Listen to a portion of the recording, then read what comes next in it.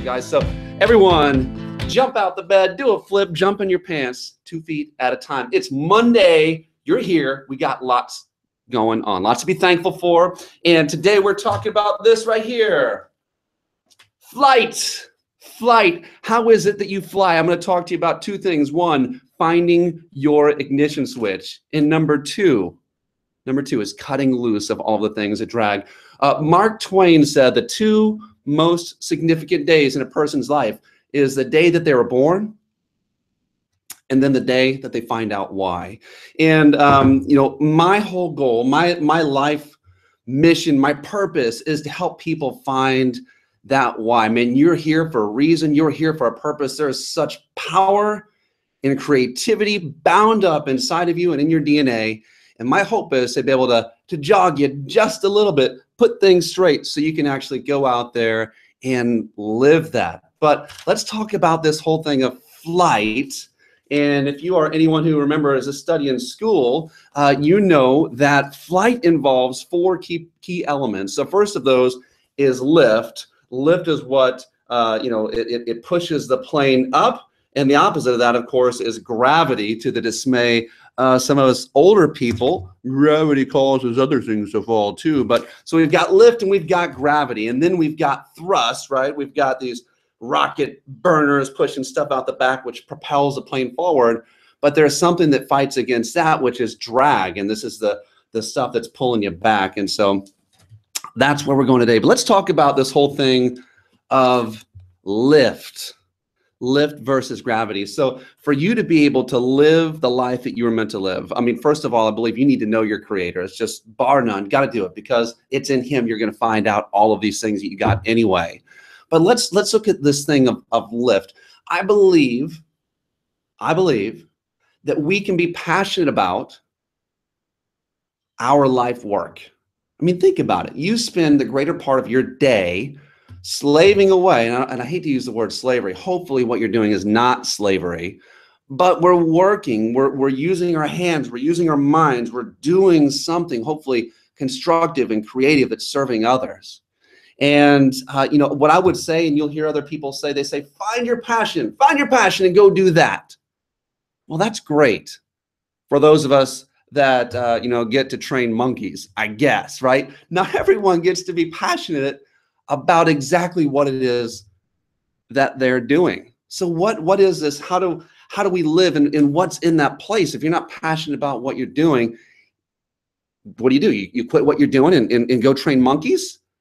Or there's some other ways to ignite that passion. So where is that ignition switch? If we're doing something we're passionate about, it's going to ignite the ignition. The fire is going to come out of the back, and you're going to move forward, right? But I've had a lot of people tell me, Donnie, I don't know. I don't know what my gift is. I don't know what I'm called to do. I don't know. I just do what I do, and I just kind of putter along, and that's fine, right? You're not a monkey trainer, which is what we all want to be. But there are other ways to actually evoke that passion. So it's not always what you do. Sometimes it can be why you do it. I love the whole Simon Sinek book series and video. If you have not seen this, go to YouTube and type in Simon Sinek, S-I-N-E-K, Finding Your Why, and enjoy. But we need to find our why. I've heard that when the Marines are out there and they're doing rough things, they're going through these obstacles that they really shouldn't be able to get through, that they're taught to ask each other questions like, why? Why are you doing this? Why are we doing this? And it helps to push them and motivate them to get to where they're going. So find your why. So why are you doing what you're doing? You may be passionate about how you get to do this. Like you're a craftsman, and you get to do something that no one else can do to a degree that no one else can do. A lot of you engineers, maybe you're not passionate about the complete specs of what you're doing, but you're passionate about how you do it. Or this was one of my whys. My why was who? Who do you do this for?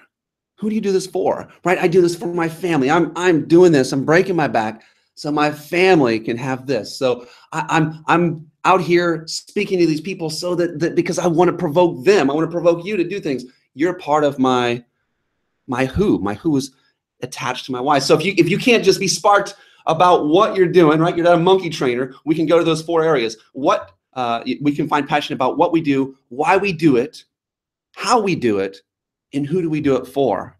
Now, equally as important as this whole love and passion thing, what about this? I interviewed a guy named Stephen Corson. He said, find your villain, right?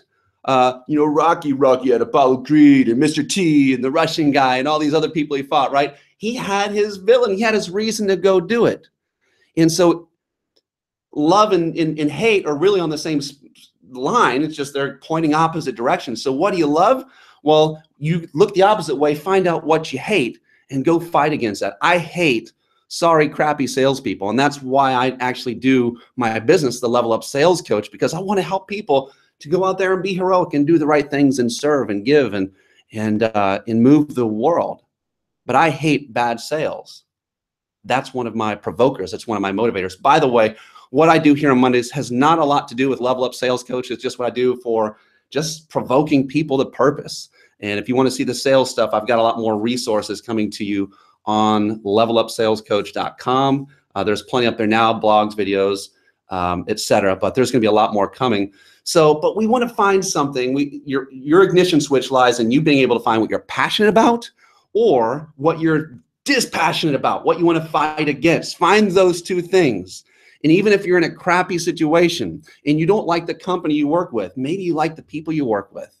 Maybe you like the people you get to serve. Maybe you like, right, find one of these things. Because here's the deal. For us to do what we're doing, it's difficult. It's difficult. I heard Elon Musk, he said starting a business is like looking into the abyss of darkness and eating glass. I mean, that's pleasurable. Life is like that sometimes. For us to make sure we're getting through, find that passion, and it can be love or hate. So that's the thrust button. Now I want to talk to you about drag, right? So with the airplane model here, we've got the airplanes flying, but there's the drag that's, you know, the gravity's pulling it down and drag's pulling it back. And so what are the things that are dragging you down? I'm trying to reconnect on Facebook. There we go. So what are the things that are dragging you back? And some of you, you got crappy friends, man. They're a drag. They're dragging you down. What do you do? What do you do? Some of us, we've got things that drag our time. They suck our time. But I want to show you something that's been dragging something for me, and maybe it can provoke you as well. So I believe that as we go, I was looking for my sticky notes, that this brain is our CPU. This is where we're going. And let's see if these things actually stick. I ran this morning, so I'm a little sweaty. Everything that we have to be worried about or concerned about or scared about actually takes up, oh, there it works, CPU space. So here's something. I realize that my room hasn't been clean. I'll get to that later, and I put a little Post-it in my brain. I'll remind myself about that later, right? What's up, Morgan Betzel? Hey, by the way, you guys can interact on here. I would love to shout back at what you're saying to me. So we've got one worry. And then we get to work, and then we've got this customer, you know, we've got a little customer service thing going on, and so that one didn't work. But we know we've got to get around to them, and so there's another little worry. I'm looking better already, right? There's another worry that sticks to our brain, and then oh, there's a conflict because someone ate my sandwich from the fridge, so I know I'm gonna have to get with that, you know, and kind of take that one down. But it's kind of stressful. I don't want to do it, and then. Oh, you know what? There's this thing. I have to make sure I get to it, but I don't want to do it now. And so all of these things, these worries, right? They add up, they stack up, and I only have this tiny bit of space to be able to process with. So what do? You either do it now, all right? You find a process that will do it for you, or you have to make sure that the future self does it later. Because unless I'm sure it's going to get done, it's sitting there in my brain.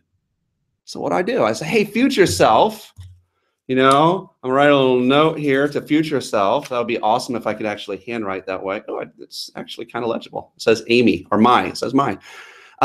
Future self, go do this. Go do this. And if you can believe in future self, if you can trust future self, guess what?